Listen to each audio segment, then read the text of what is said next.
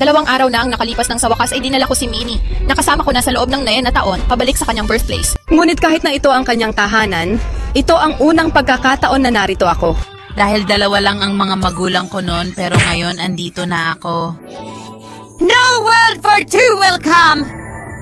Maligayang pagdating sa aming nakakaingganyong karanasan sa Hong Kong Disneyland! 8:30 a.m. nag-breakfast na kami. Naakit ang aking kapatid na babae sa mga iba't ibang jungle adventure na dekorasyon sa hotel. Maganda rin ang lugar na ito para sa agahan. Ang waffles dito ay Mickey-shaped. Ang 3 bata ay masayang-masaya sa kanilang pagkain.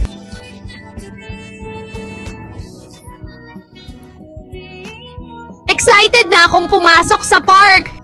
Tara, paparating na ang bus! Nasa labas mismo ng hotel ang shuttle bus para sa mga bisita na pupuntang park. Nakarating na ako sa hometown ni Minnie!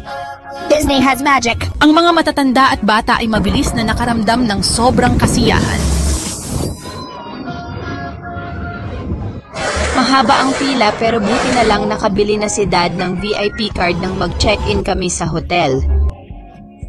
Isang ticket bawat isa simula ng paglalakbay.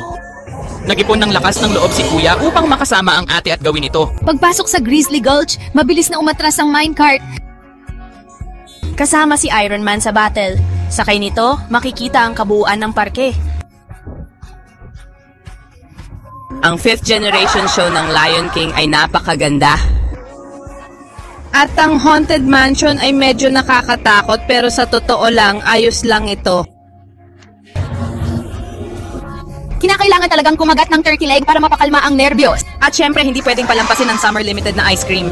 Nakatago pala rito ang isang maliit na classroom para sa animated art. Pero ang gawa ng 3 tao ay mukhang hindi galing sa iisang guro. Ang Pixar Water Gun Battle ay sobrang saya. More rides! Paborito ko ang Small World. At ngayon ay kakain na tayo ng hapunan sa Adventureland. Ang pagkain sa Adventurers Restaurant ay makakanood ka ng Disney Stars on Parade sa viewing area. Ang lahat dito ay sobrang makulay at maganda. Lahat ay napakagaling. Everyone has been healed. At ang inaasam ko rin na ang bawat sandali na naitala namin ay makapagbibigay sa iyo ng lakas. Sabay-sabay nating maranasan ang kasiyahan. Sabay-sabay nating pahalagahan ang kasalukuyan. At mamuhay ng isang kamanghamanghang buhay.